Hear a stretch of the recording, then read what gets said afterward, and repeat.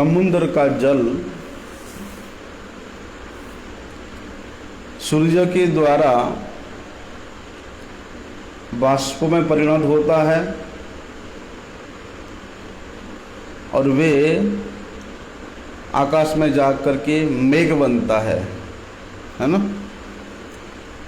और वही मेघ, वही बादल फिर बरसता है और वही जल पुनः समुद्र में जाकर के जमा होता है। बोलते इसी प्रकार सिद्धांत अमृत के समुद्र स्वरूप है भगवान श्री गौरांग देव। और रामानंद जी नाम के भक्त मेघ। समुद्र कौन है? श्री चैतन्य महाप्रभु। जितना भी निधि है, समुद्र का जितना जल है, सब समुद्र में है। वही समुद्र का जल ही बाष्पीभूत होकर के मेघ के द्वारा पुनः वर्षा के द्वारा उसी समुद्र में आता है। उसी प्रकार उस सिद्धांत अमृत के जो समुद्र है श्री गौरांग देव, बोलते भक्ति के सिद्धांत अमृत का संचार करके, कहाँ संचार करके? उस मेघ में। किस मेघ में? भक्त रूप मेघ में, श्री राय रामानंद रूप भक्त रूप मेघ में संचार करके, बोलते वही भक्ति के सिद्धांत के द्वारा स्वयं भक्ति का रस, भक्ति तत्व रूप उस वर्षा जल को पुनः समुद्र में प्राप्त होते हैं। इसीलिए कल हम लोग श्रवण कर रहे थे कि साधारण तो देखा जाता है इस बात कि प्रत्येक जगह में भक्त ही भगवान से प्रश्न करते हैं और भगवान उसका उत्तर देते हैं। लेकिन यहाँ स्वयं भगवान प्रश्न कर रहे हैं और भक्त उत्तर दे रहा है। संचार्य रामा विदभक्त मेघे स्वभक्ति सिद्धांत चयामृतानि गौराब्धि रेते रमुना विस्तीर्ण तद अज्ञत्व रत्नालयताम प्रयाति। रत्न के आलय स्वरूप समुद्र जिस प्रकार से तमाम जल राशियों के मालिक होता है, उसी प्रकार भक्ति सिद्धांत के जितना भी समुद्र है, अमृत है, उसका मालिक भी भगवान है। इसलिए जिस प्रकार से आम का पेड़ है, अभी आम पका हुआ है,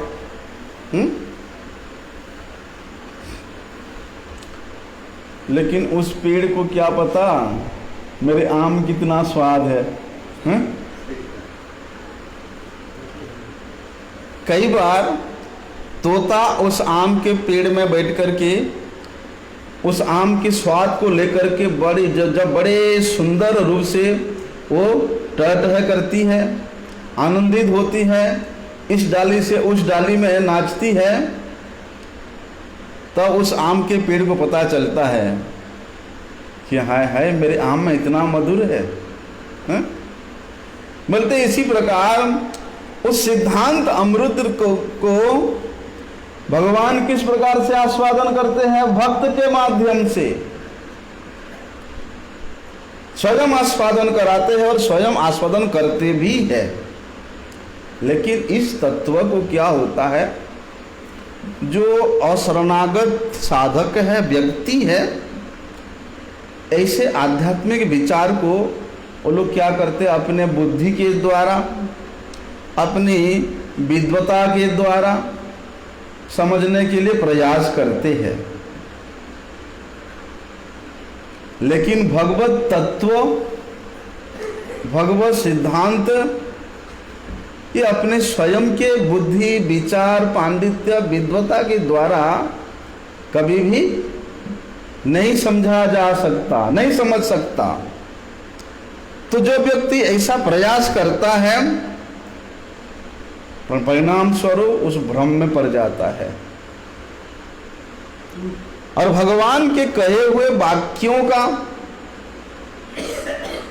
भगवान के आचरण किए हुए सिद्धांतों का उस व्यक्ति उल्टा समझने लग जाता है, उसके वास्तविक अर्थ को वे नहीं समझ पाता है। ऐसा अभी श्रीमन महाप्रभु जी राय रामानंद जी से सुनना चाहते हैं। क्या सुनना चाहते हैं? शास्त्र के प्रमाण के साथ साध्य और साधन निर्णय के बारे में श्रीमन महाप्रभु जी सुनना चाहते हैं। तो श्रीमन महाप्रभु जी राय रामानंद को अनुरोध करते हैं कि आप कृपा करके मुझे शास्त्र प्रमाण के साथ साध्य निर्णय करके बताइए। तब राय रामानंद जी कहते हैं, उन्होंने सबसे पहले विष्णु भक्ति को ही साध्य के रूप में निर्णय किया और इसी विष्णु भक्ति को ही उन्होंने आस्तिक विचार से इसका धीरे धीरे क्या क्या क्रम है, क्रमोन्नति के बारे में सुंदर रूप से राय रामानंद जी ने वर्णन किया है। वर्णना के हम लोग पीछे इसको श्रवण किया था, 20-25 दिन तक इस संवाद को श्रवण किया था। आप थे कि नहीं पता नहीं। राय रामानंद संवाद 20-25 दिन तो हम लोग इसको विस्तार से श्रवण किया था। तो राय रामानंद जी ने वहाँ पर सबसे पहले वर्णाश्रम धर्म से आरंभ करके भगवान श्री कृष्ण में कर्मार्पण, फिर कर्म का त्याग, फिर ज्ञान मिश्रा भक्ति, इन सब को शास्त्र प्रमाण के साथ बोलते हैं उत्तरोत्तर क्रम के साथ सारी बातें बताया है। लेकिन महाप्रभु जी देखते हैं राय रामानंद जितने बातें बताया है, चाहे वो कर्मार्पण हो, कर्म त्याग हो, ज्ञान मिश्रा भक्ति हो,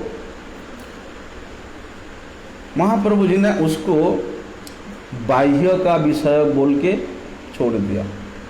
ये तो बाहर की बात है, आपने जितने बातें बताया ये सारी बाहर की बात है। क्यों कहा? क्योंकि श्रीमन महाप्रभु जी ने जिस शुद्ध भक्ति को प्रदान करने के लिए इस धराधाम में अवतीर्ण हुए हैं, तो उन शुद्ध भक्ति के सिद्धांत में ये सब कोई मेलजोल नहीं खाता। कर्मार्पण करना, कर्म त्याग करना है, ज्ञान मिश्रित होकर के करना, शुद्ध भक्ति में किसी प्रकार से उसके साधनों का कोई तालमेल नहीं देख करके श्रीमान महाप्रभु जी कहते हैं ये तो बाहर की बात है। अभी राय रामानंद जी के साथ श्रीमान महाप्रभु जी का वहाँ जो प्रसंग बातचीत हुआ, वहाँ पर राय रामानंद जी ने वेद निषिद्ध कर्मों को और वेद में जो कहे गए कर्मों को, जिसको विकर्म कहते हैं और अकर्म कहते हैं, उसके बारे में तो वर्णन किया। लेकिन जब श्रीमन महाप्रभु जी ने उसको सारी बाहर की बातें बोला, तो उन वेद के द्वारा कहे हुए बातों को और वेद के द्वारा निषेध किए हुए बातों को राय रामानुज जी ने खत्म करके, त्याग करके, उन्होंने वर्णाश्रम धर्म से ही जवाब देना प्रारंभ किया। लेकिन वर्णाश्रम धर्म के बारे में सुन करके श्रीमन महाप्रभु जी कहते हैं ये कुछ नहीं है, ऐसा नहीं बोला। तो ये तो बाह्य की बात है, इसके और आगे कहो। वर्णाश्रम धर्म के बारे में आपने जो वर्णन किया ये भी बाहर की बात है। बोलने का मतलब ये है कि जो लोग वेद निषिद्ध कर्म करते हैं, वेद में जो कर्म करने को मना किया है, उस वेद निषिद्ध कर्मों को जो लोग करते हैं, उनको पहले उन वेद निषिद्ध कर्मों को त्याग करके वेद में जो प्रसिद्ध कर्मों के बारे में बताया है उसको करना होगा। क्योंकि निषिद्ध कर्म कभी भी भगवद अर्पण नहीं होता है, होता है? अनाचार करोगे, व्यभिचार करोगे और अपने कर्म को कहोगे भगवान ले लो। वेद में जो कर्म के बारे में बताया है, वेद विहित कर्मों को ही भगवद अर्पण किया जाता है। वर्णाश्रम धर्म का मतलब यही है कि वेद विहित कर्मों में प्रतिष्ठित होकर के जो कर्म किया जाता है, बोलते उन्हीं कर्मों को भगवत अर्पण किया जाता है। जिस प्रकार से जो अशुद्ध वस्तु है कभी भी भगवान को नहीं अर्पण किया जाता, अशुद्ध मन को कभी भी भगवान को अर्पण नहीं किया जाता, अशुद्ध शरीर तक को भगवान को अर्पण नहीं किया जाता है। इसलिए सबसे पहले ये शरीर को शुद्ध करने के लिए गुरु जी क्या करते हैं? तुलसी की माला पहनाते हैं ताकि ये भगवान को अर्पण करने लायक बन जाए। तो इस प्रकार वर्णाश्रम धर्म का वर्णन करने के बाद क्रम के अनुसार राय रामानुज जी ने बताया है। लेकिन भक्ति तो निरपेक्ष है, भक्ति किसी का अपेक्षा नहीं करता।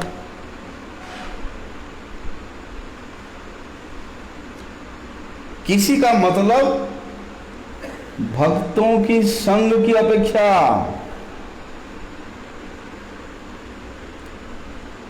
भक्तों का संग अगर प्राप्त हो जाता है फिर वहां कोई क्रम की अपेक्षा भक्ति नहीं करता। भक्तों के संग से सीधे प्रेम की प्राप्ति हो सकता है। फिर वहां पर ये वर्णाश्रम धर्म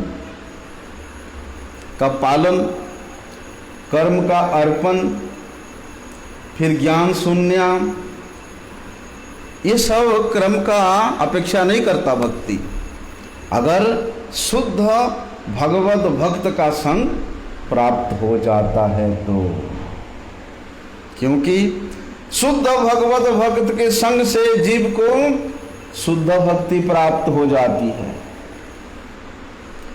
तब राय रामानंद जी ने ज्ञान शून्य भक्ति की बात जब कहा तब श्रीमन महाप्रभु जी कहते हैं ठीक है ठीक है, ठीक बोला, एवो भाइयों आगे कहो, और इससे आगे कहो कुछ।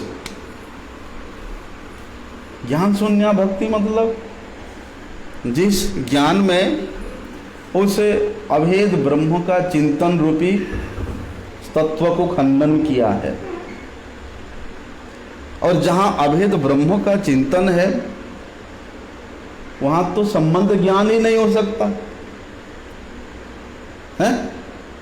जहां अभेद ब्रह्म निर्भेद ब्रह्म के साथ जहां पर जीव स्वयं ब्रह्मता को प्राप्त करता है, वहां पर भी जब सेव्य और सेवक का भाव नहीं रहता है तो वहां पे शुद्ध भक्ति कैसे हो सकता है? जिस शुद्ध भक्ति को प्रदान करने के लिए भगवान इस धराधाम पे अवतीर्ण हुए हैं। तो श्रीमन महाप्रभु जी ने ज्ञान शून्य भक्ति को बात करके उसको खंडन नहीं किया, बोलते हैं ठीक है, इसके आगे कहो और क्या है। बोलने का मतलब ये है कि वर्णाश्रम धर्म पालन करना अपेक्षा कर्मार्पण श्रेष्ठ है, कर्म का अर्पण करना श्रेष्ठ है। और केवल कर्मों को अर्पण करना अपेक्षा स्वधर्म त्याग, स्वधर्म त्याग मतलब वर्णाश्रम धर्म का त्याग करके संन्यास लेना श्रेष्ठ है। और उससे भी ब्रह्म अनुशीलन रूपी जो ज्ञान है,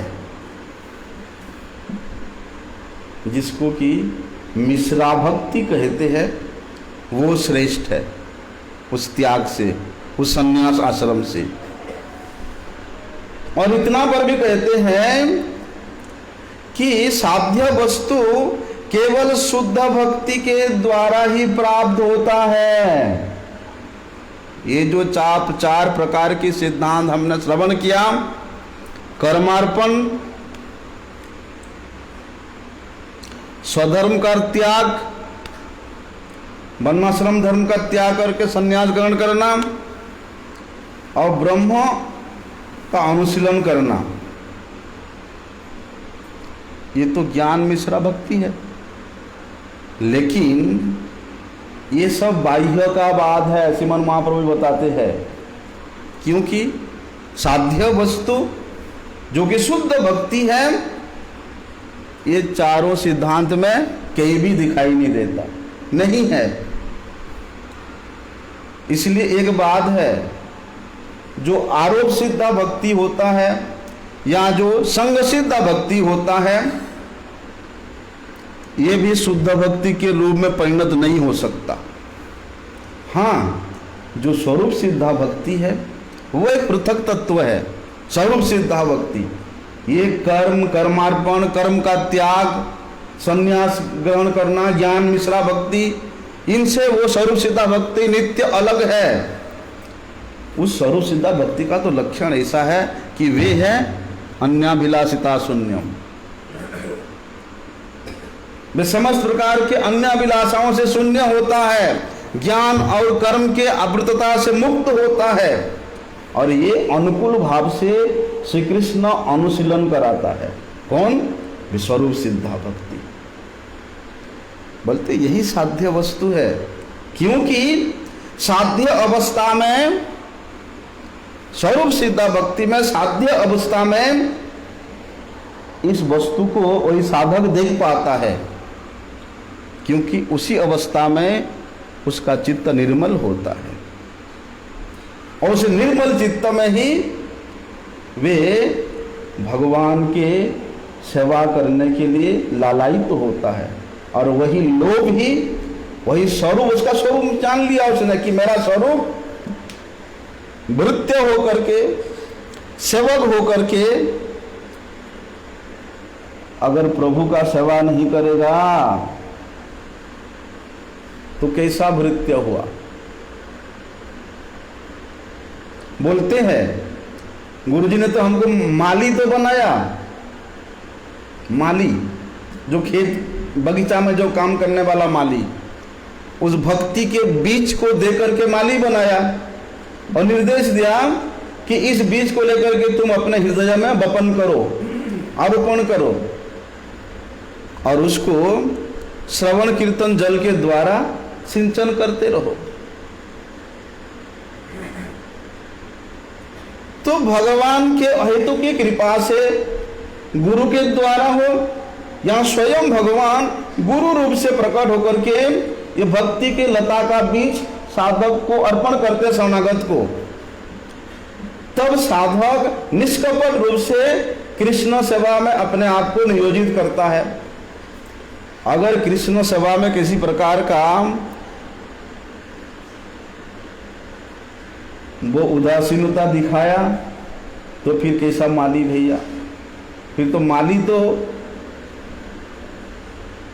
बगीचा बनाया, पेड़ लगाया, अब पेड़ उग गया, उगने के बाद अब उसको पानी देना, खाद देना, बाहरी जो भी पशु उसको खाते हैं उनसे रक्षा करना, इन सब चीज़ों में उदासीन रहोगे, नहीं जाओगे खेत में, खेत की जत्न नहीं करोगे, पालन नहीं, कोई रक्षणाबेक्षणा नहीं करोगे, तो क्या वो लता बढ़ेगा या फल प्राप्त कराएगा? नहीं कराएगा। इसलिए कहते हैं ये स्वरूप सिद्धा अवस्था में भक्त का हृदय निर्मल होता है, और उस निर्मल हृदय में वे उस सेवा के सुख को अनुभव करता है। लेकिन महाप्रभु जी कहते रहे ठीक है आगे को आगे को आगे को, जब तक साधु के मुख से निकली हुई हरि कथा की श्रवण से जिस प्रकार शुद्ध भक्ति प्राप्त होने की बात नहीं कही गई थी, तब तक महाप्रभु जी ने उसको बाहर की बात बताते रहे।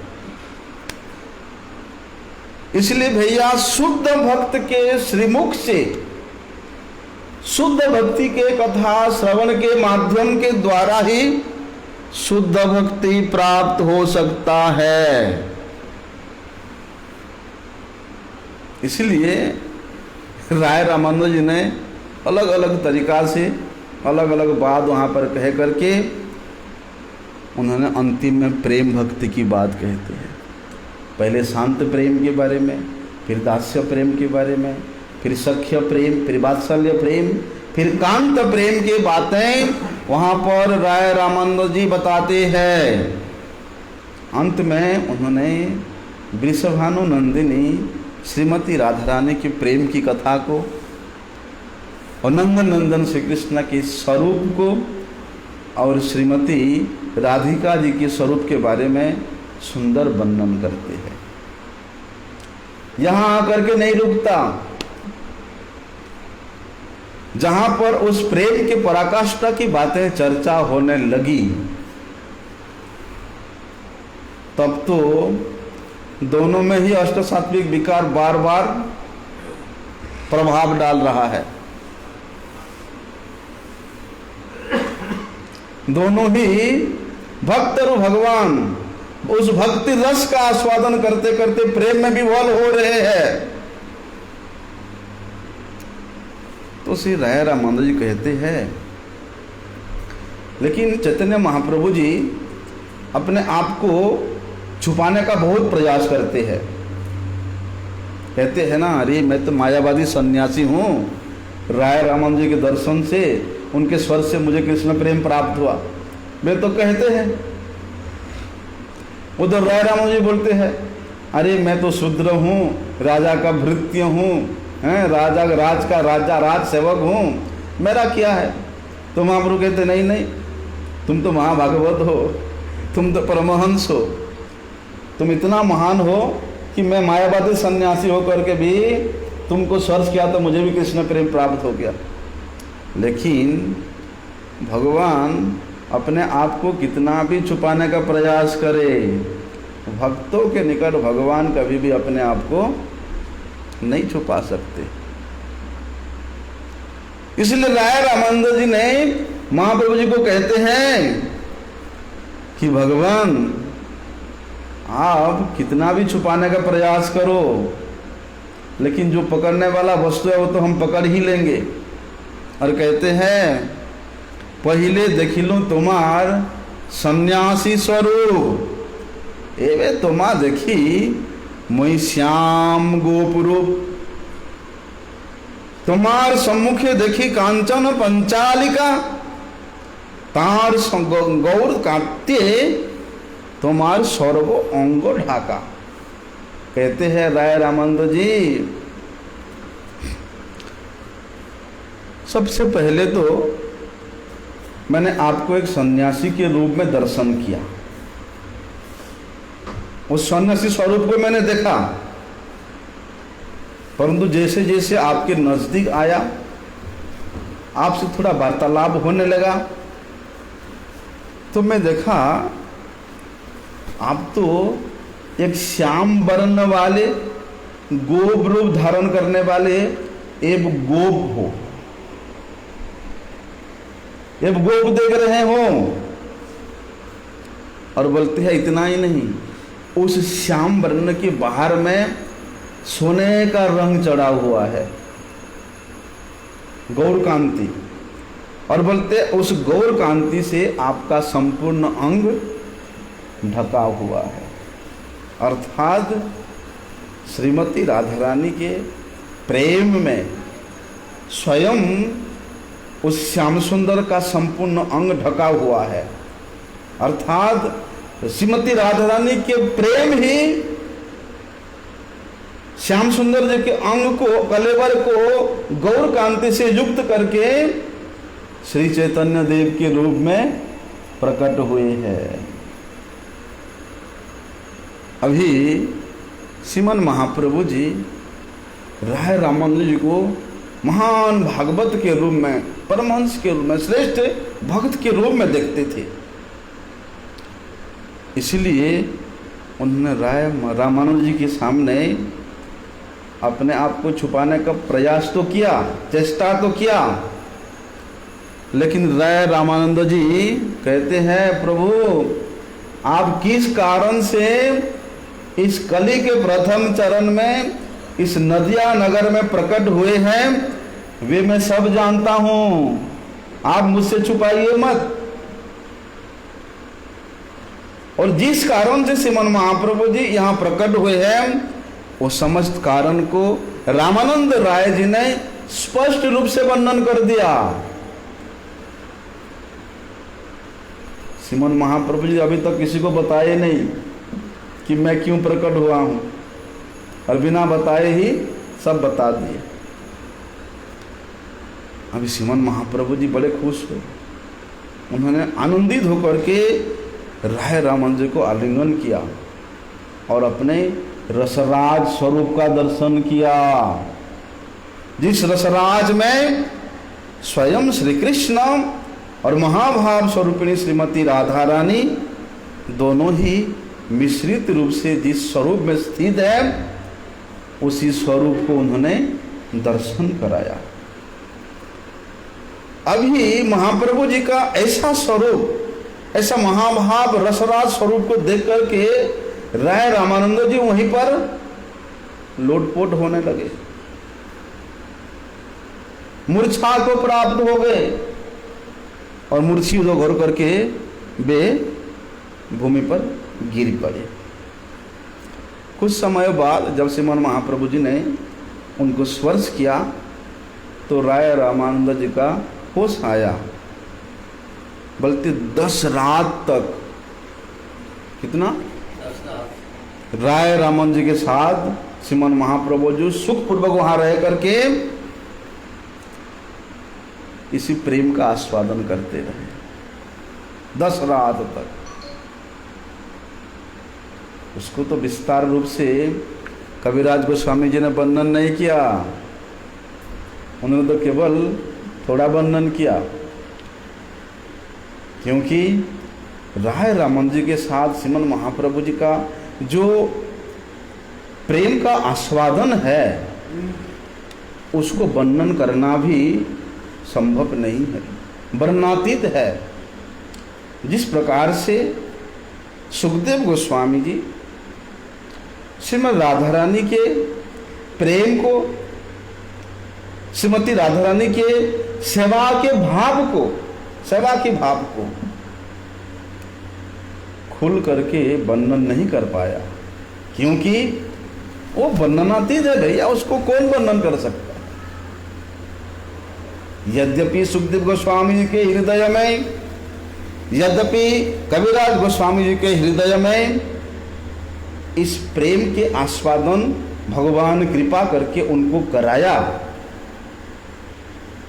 लेकिन उसको वर्णन करना असंभव था। तो ऐसा राय रामानंद जी के साथ में 10 दिन 10 रात तक उस प्रेम का आस्वादन करते रहे। उसके बाद श्रीमन महाप्रभु जी दक्षिणात्य के समस्त तीर्थों का पर्यटन करके नीलाचल की ओर लौट जाएंगे, ऐसा कहकर के श्रीमन महाप्रभु जी रामानंद जी को कहते हैं कि देखो, तुम ये जो राजा का विषय कार्य है, जो मंत्री का पदवी है, इसको तुम परित्याग करके नीलाचल में आना और वहाँ करके मेरे से मिलना। ऐसा बातचीत चल रहा है दोनों का। तो महाप्रभु जी जब दक्षिण में गए, वहाँ से दक्षिण सब दर्शन करके जब जगन्नाथपुरी की ओर लौटने के लिए प्रस्तुत हुए, उससे पहले उन्होंने रामानंद राय के लिए भक्ति सिद्धांत के और रस विचार से संप्लुत प्रमाण स्वरूप 2 ग्रंथ लेकर आए। एक है कृष्ण करणामृत और एक ब्रह्म संगीता। ये दोनों ग्रंथ को श्रीमन महाप्रभु जी उस दक्षिण से नीलाचल की ओर लेके आए। लेकिन ला करके अभी वहीं पर ही रखे थे जहाँ पर दोनों का आलापन होता था रात्रि को। तो रामानंद राय जी ने उस ग्रंथ को देख करके उन्होंने उस 7 दिन के अंदर दोनों ग्रंथ को कॉपी बना लिया, मतलब लिख लिया, लिख करके एक एक कॉपी अपने पास रख लिया। इस प्रकार 1 सप्ताह तक महाप्रभु जी वहां ठहरे और दिल खोल करके राय रामानंद के साथ कृष्ण कथा का चर्चा करते थे। उसके बाद श्रीमन महाप्रभु जी राय रामानंद जी को ये कहे कि पुरी की ओर प्रस्थान किए कि देखो, इस प्रकार विषय कार्य में रहना ठीक नहीं है, इसलिए तुम पुरी आकर के मुझे मिलना। लेकिन राय रामानंद जी कहते हैं, प्रभु आपका जो आदेश है मैं उसको अवश्य पालन करूंगा, लेकिन मुझे थोड़ा सा राजा से, प्रतापरुद्र राजा से आज्ञा लेना पड़ेगा, और यहाँ का जो व्यवस्था है, हाथी घोड़ा सेना राज्य का तो जो व्यवस्था है उसको करके मैं अवश्य आऊँगा। अभी श्रीमन महाप्रभु जी वहाँ से वापिस आकर के काशी मिश्र के घर में रहने लगे। अब राजा प्रतापरुद्र बहुत दिनों से श्रीमन महाप्रभु जी के दर्शन करने के लिए लालायित है, बहुत व्यग्र है श्रीमन महाप्रभु जी का दर्शन करने के लिए। सार्वभौम भट्टाचार्य प्रतापरुद्र राजा को आश्वासन देता है, महाराज आप चिंता मत करो, जैसे ही श्रीमन महाप्रभु जी दक्षिण से वापिस आएंगे मैं आपको अवश्य दर्शन कराऊंगा। बोलते जी जान लगा दिया सार्वभौम भट्टाचार्य ने प्रतापरुद्र राजा को महाप्रभु जी के पास ले जाने के लिए। लेकिन महाप्रभु जी का तो संकल्प है, वही बात दो राजा नहीं भैया हम राजा का दर्शन नहीं करेंगे। तो राजा भी सही होता है, हम उसका दर्शन नहीं करेंगे। प्रतापरुद्र को दर्शन कराने के लिए जितना भी प्रयास है सार्वभौम भट्टाचार्य का, सबके सब प्रयास। अभी पुरी में महाप्रभु जी के साथ रामानंद राय आकर के दोनों का वहाँ साक्षात्कार होता है। तब राय रामानंद जी ने पुरी में रहने के लिए प्रस्ताव किया। कैसे? प्रतापरुद्र राजा देखता है, अरे अब तो कुछ आशा जम बन सकता है महाप्रभु जी दर्शन करने के लिए। कैसी आशा? कि राय रामानंद जी के साथ श्रीमन महाप्रभु जी का बड़े ही घनिष्ठ प्रेम संबंध है, इसलिए अगर मैं राय रामानंद को पकड़ लूं तो महाप्रभु जी रामानंद राय के बात को नहीं टालेंगे। हैं? अभी राय रामानंद जी के रहने के लिए राजा प्रतापरुद्र ने पुरी में सब व्यवस्था कर दिया। जगन्नाथ वल्लभ उद्यान इतना बड़ा महल बना दिया, और जितना भी दास दासी चाहिए सब दे दिया। जितना भी राय रामानंद खर्चा पानी होगा सब राजा व्यवस्था कर दिया। और तो और उनको अपने राज कार्य से भी मुक्ति दे दिया कि भैया आप कुछ मत करो, लेकिन एक काम करा दो, मुझे महाप्रभु जी के साथ साक्षात्कार दर्शन करा दो महाप्रभु जी का।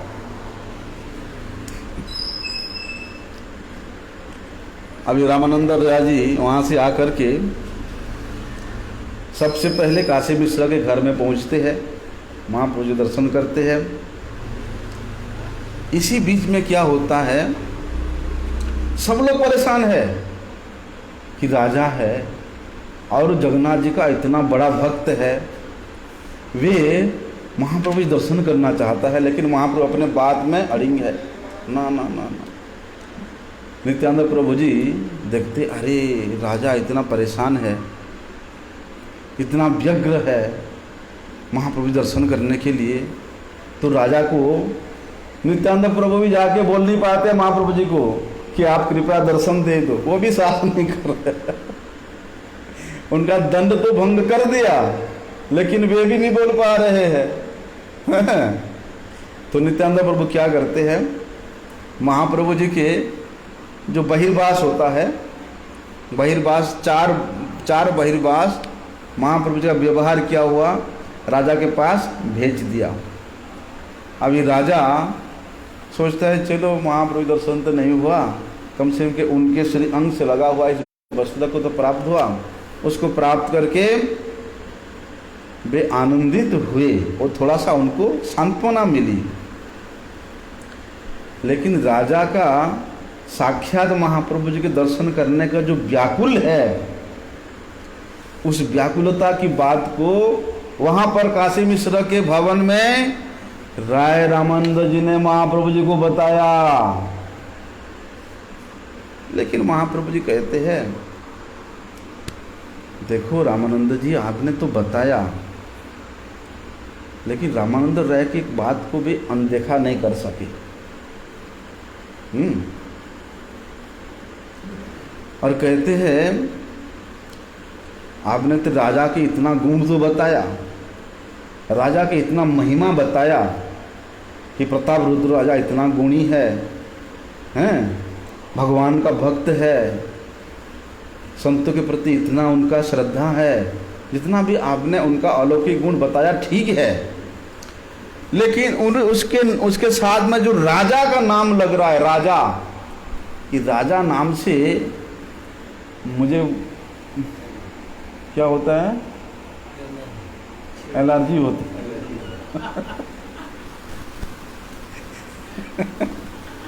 ऐसा बोलते राजा का जो नाम है ये उसको मलिनता कर दिया है, उसके कारण से भैया मैं उसके पास नहीं जाऊंगा, यहाँ कृपा कर तुम लोग उसको मेरे पास मत लाइए। हाँ, राजा के जो पुत्र है वो तो अभिन्न होता है राजा से ही, हैं कि आत्मा वही जायते पुत्र। इसलिए उसके पुत्र को आप बुलाकर ले आइए। यद्यपि प्रताप रुद्रम सर्वगुणवान तहारे मलिन कैल एक राजा नाम, राजा नाम जुड़ गया, मतलब ये मलिन हो गया। तथापि तुम्हारे यदि महाग्रह होए तबे आने मिलाओ तहार तनय, कि रामानंद जी आपका इतना इच्छा हो रहा है मेरे से मिलाने के लिए, तो आप राजा के पुत्र को ला करके मिला दीजिए, क्योंकि आत्मा वही जायते पुत्र, यही शास्त्र वाणी, शास्त्र में तो ऐसा कहता है कि आत्मा ही पुत्र के रूप में जन्म लेता है। तब जाके उन्होंने राजा के पुत्र को लेकर के आया और राजा को भी परम संत मिला। तबे राय जाई राजा रे कहिला प्रभु आज्ञायतार पुत्र लाऊं आइला। राजा को थोड़ा सुन करके अभी सांत्वना हुआ, चलो मैं नहीं तो सही, कम से कम मेरे पुत्र तो भगवान का दर्शन करके कृतार्थ हो जाएगा। ऐसा तो स्वरूप से श्री विशाखा सखी के अवतार राय रामानंद जी श्री रूप मंजरी के अनुगत थे। इसलिए राय रामानंद जी के साथ विदग्ध माधव और ललित माधव नामक जो दो नाटक का विषय वस्तु रूप गोस्वामी जी ने रचना किया था, उसके बारे में प्रायशः चर्चा होता था। ललित माधव और विदग्ध माधव दोनों ग्रंथ के विषय में जो कि रूप गोस्वामी जी ने रचना किया, और दोनों ग्रंथ के बारे में विशेष रूप से चर्चा होता था। तो जब राय रामानंद जी रूप गोस्वामी जी से मिले उन्होंने गुरु गोस्वामी जी कहते हैं कि आप अपने इष्ट देव के संबंध में कुछ सुनाइए। तो रूप गोस्वामी जी ने विदग्ध माधव के मंगलाचरण का वही श्लोक को सुनाते हैं। अनर्पित चरिम चिराग करुणया अवतीर्ण कलो समर्पयितुम उन्नत उज्ज्वल शाम स्वभक्ति श्रियम हरि ही पूरक सुंदर द्युति कदम्ब संदीपित सदा हृदय कंदरे स्फुरतु वह सचिनंदन। तो रूप गोस्वामी जी के मुख से इतना सुंदर श्रीमन महाप्रभु जी के अवतार के कारण, श्रीमन महाप्रभु जी के स्वरूप का परिचय, श्रीमन महाप्रभु जी के प्रेम की आस्वादनीयता का जो वैचित्री, उसको सुन करके राय रामानंद जी अत्यंत प्रशंसा करते रूप गोस्वामी जी का और कहते हैं कि देखो, जिन सब बातों को चारों वेदों के प्रणेता ब्रह्मा जी के समझ में नहीं आया हैं, उन सारी बातों को श्रीमान महाप्रभु जी की कृपा से हैं हमको दर्शन करने को मिल रहे हैं, उन तत्वों को श्रवण करने को मिल रहे हैं, उस तत्व को अनुभव करने को मिल रहे हैं। तो श्रीमान महाप्रभु जी ने राय रामानंद जी के एक अलौकिक चरित्रता को, उनके चरित्र के वैशिष्टता को अपराकृत स्वरूप में प्रसिद्धि करने के लिए उन्होंने एक लीला किया। क्योंकि उस समय उस उत्कल देश में सब लोग राय रामानंद जी इतना गुणी होने पर भी उनको अशौक्र कुल्य मानते थे, अशौक्र ब्राह्मण मानते थे। इसलिए अशौक्र कुल्य ब्राह्मण घर में पैदा हुए, प्रकट हुए महाभागवत राय रामानंद जी से शौक्र कुल्य ब्राह्मण प्रद्युम्न मिश्र को हरिकथा सुनने की लीला दिखाया। प्रद्युम्न मिश्र ये पहले श्रीहट्ट में निवास करते थे, बाद में ये पुरी में ही आकर के, उत्कल में ही आकर के निवास करने लगे थे। उन्होंने आकर के श्रीमन महाप्रभु से कहते हैं, प्रद्युम्न मिश्र प्रकांड विद्वान है, निष्ठायुक्त ब्राह्मण है और पुरी में उनका नाम है, विद्वानों में बड़े नाम है। तो वे प्रद्युम्न मिश्र श्रीमन महाप्रभु जी के पास आते हैं और कहते हैं कि प्रभु आप कृपा करके मुझे कृष्ण कथा सुनाइए, कृष्ण कथा सुनाइए। तब श्रीमन महाप्रभु जी कहते हैं आप राय रामानंद जी के पास जाकर के कृष्ण कथा श्रवण करिए। कैसी लीला, उस ऑफिसर, क्योंकि बहुत बड़ा ऑफिसर है, वो आया प्रभुपाद जी के पास और कहता है, प्रभुपाद जी, स्वामी जी, आपका तो प्रत्येक दिन आपके नाम से प्रत्येक दिन पत्रिका, मासिक पत्रिका, साप्ताहिक पत्रिका, षाण्मासिक पत्रिका, वार्षिक पत्रिका, कितने सारी ग्रंथ, कितने प्रवचन सब प्रकाशित होता है। इसलिए मेरा इच्छा हुआ कि मैं साक्षात जाकर के आपका दर्शन करूं और आपसे कुछ कथा सुन के आऊं, हरि कथा, इसलिए कृपा करके आपको सुनाइए। तो प्रभुपाद जी कहते हैं अभी तो थोड़ा मैं व्यस्त हूँ, वो जो खेत में बैगन का बगीचा है, उस बैगन के बगीचा में एक महात्मा वहाँ उस बैगन के खेत में पानी दे रहे हैं, आप उनसे जाकर के सुनिए। अब वो इतना बड़ा व्यक्ति वो सुन के हैरान हो गया कि वो तो खेती करने वाला व्यक्ति है, वो क्या सुनाएगा, आप सुनाइए। बोलते नहीं, आप उसके पास जाइए, वो सुनाएगा आपको। तो वहाँ जा कर के उन्होंने जो कथा सुनाया ना, उस व्यक्ति का सब कुछ बदल गया। इसी प्रकार लीला क्या यहाँ श्रीमन महाप्रभु जी ने कि देखो, पद्मश्वर कहते हैं आप राय रामानंद जी के पास जाकर के कृष्ण कथा सुनाइए। अब प्रद्युम्न मिश्र कई बार राय रामानंद जी के पास जाते हैं, लेकिन राय रामानंद जी जगन्नाथ जी की सेवा में व्यस्त है। किस सेवा में? कि जगन्नाथ जी के मंदिर में जगन्नाथ जी के आगे दो देवदासियां नृत्य करते हैं और जगन्नाथ जी को नृत्य के माध्यम से वे प्रसन्न करती है।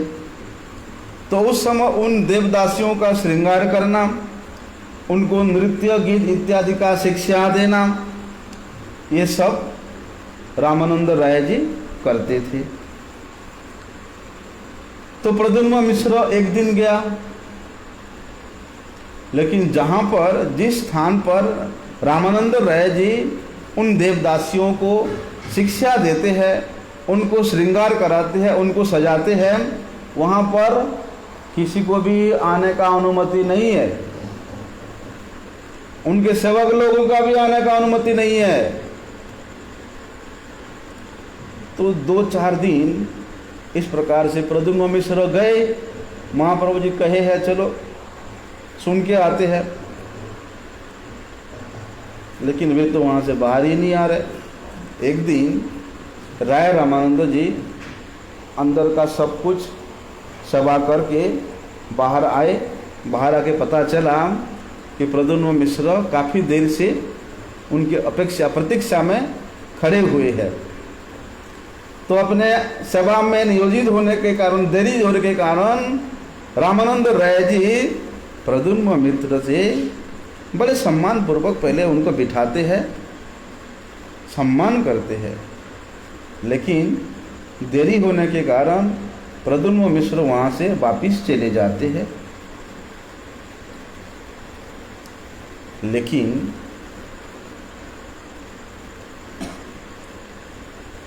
हुआ ये, कुछ दिन बाद वे प्रद्युम्न मिश्र श्रीमन महाप्रभु जी से आकर के मिले। तो महाप्रभु जी कहते हैं मिश्र जी, राय जी से कथा ठीक ठाक चल रहा है ना, उसको श्रवण करके आनंद हो रहा है ना? अभी प्रद्युम्न मिश्र महाप्रभु सारी बातें बताते हैं, वो तो खुल करके बताते हैं। तो महाप्रभु जी समझ गए कि प्रद्युम्न मिश्र के मन में कुछ संशय है, कुछ संशय है, जिसके कारण उनको राय रामानंद के प्रति श्रद्धा नहीं है। इसलिए उनके संशय को निवारण करने के लिए श्रीमन महाप्रभु जी और राय रामानंद जी के अलौकिक चरित्र को स्थापन करने के लिए श्रीमन महाप्रभु जी कहते हैं, देखो आमी तो सन्यासी अपनारे विरक्त करी मानी, दर्शन रहु दूरे प्रकृतिर नाम यदि सुनी। कहते हैं श्रीमन महाप्रभु जी, मैं तो सन्यासी हूँ, अपने को विरक्त मानता हूँ, लेकिन दर्शन की बात तो दूर, अगर स्त्री ये नाम सुनता हूँ तो मेरे मन में, मेरे शरीर में विकार होता है। श्रीमन महाप्रभु जी कह रहे हैं, तबह विकार पाए मोर तनु मन, प्रकृति दर्शन स्थिर होए कौन जन। बोलते हैं प्रकृति का दर्शन करके, स्त्री का दर्शन करके कोई किसका मन स्थिर हो सकता है। और आप, ये तो मैं अपनी बात बोला, महाप्रभु जी बताते हैं मैं सन्यासी होकर के भी मेरा ये हाल है, हैं? लेकिन अब राय रामानंद जी के बारे में सुनो।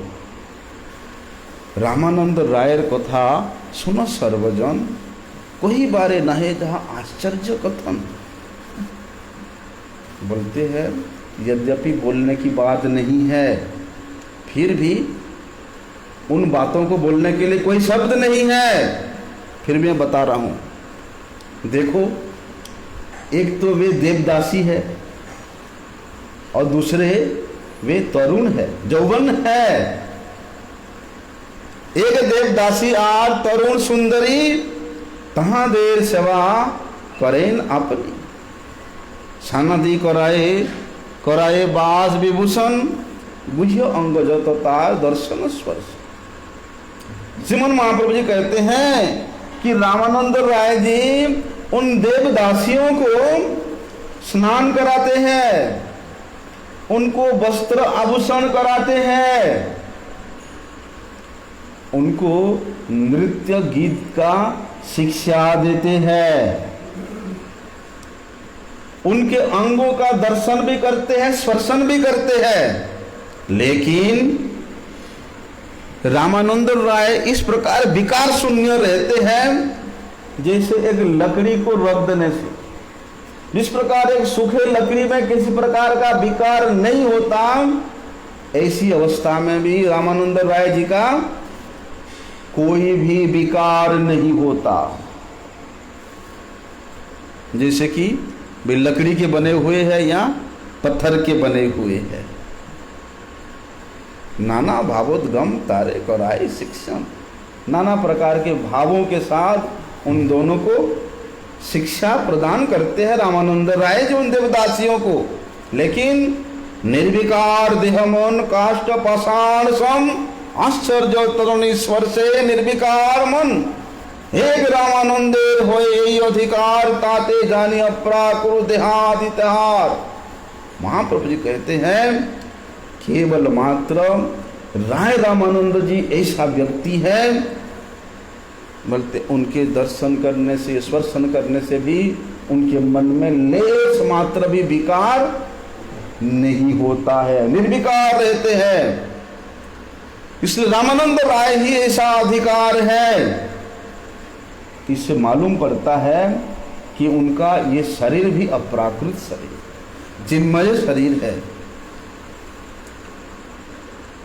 अभी जिन महाप्रभु जी के प्रति प्रद्युम्न मिश्र इतना श्रद्धा, भगवत बुद्धि, वे स्वयं भगवान बता रहे कि मैं सन्यासी होकर के मेरा ये हाल है।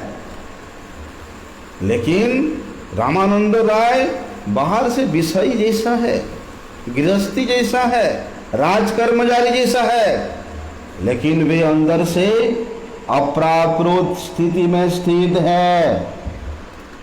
तो उनके माध्यम से प्रद्युम्न मिश्र को लक्ष्य करके उनके माध्यम से जगतवासी को शिक्षा देने के लिए श्री राय रामानंद प्रभु जी के जो अप्राकृत चरित्र है, अप्राकृत स्वरूप है, उसको उन्होंने अवगत कराया।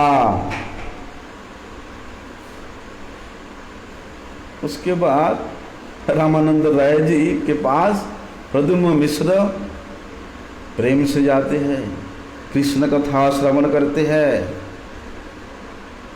और ना ही केवल प्रद्युम्न मिश्र, स्वयं महाप्रभु जी भी उनके सामने बैठ करके, मिश्र के साथ बैठ करके राय रामानंद जी के श्रीमुख से कृष्ण कथा का श्रवण करके परम आनंद में विभोरित होकर के नृत्य कीर्तन करते। ऐसा अद्भुत चरित्र है रामानंद राय जी का। कल भी श्रवण कर सकते हैं। वंशा कल्पतरुभ्यश्च कृपा सिंधुभ्यैव च पतितानां पावनेभ्यो वैष्णवेभ्यो